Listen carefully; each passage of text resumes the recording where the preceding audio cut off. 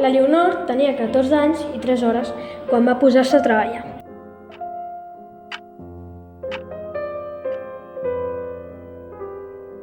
Aquestes coses queden enregistrades a la sang per sempre. Duia trenes, encara.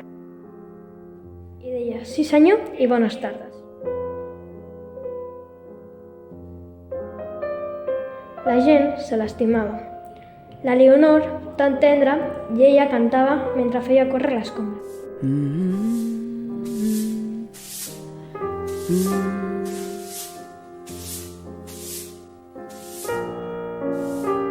Els anys, però, a dins la fàbrica, es dilueixen en l'opaca grisor de les finestres.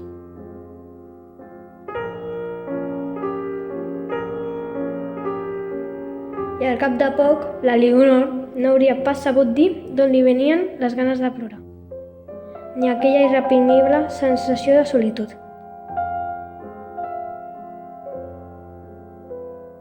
Les dones deien que el que li passava era que es feia gran i que aquells mals es curaven casant-se i tenint criats. La Leonor, d'acord amb la molt sàvia predicció de les dones, va créixer, es va casar i va tindre fills. El gran, que era una noia, feia tot just 3 hores que havia complert els 14 anys, quan va posar-se a treballar.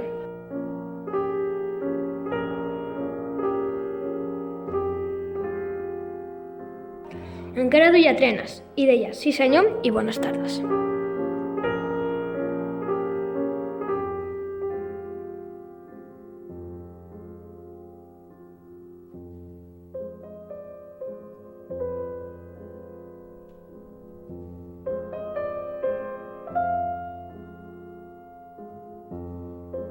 Miquel Martí i Pol.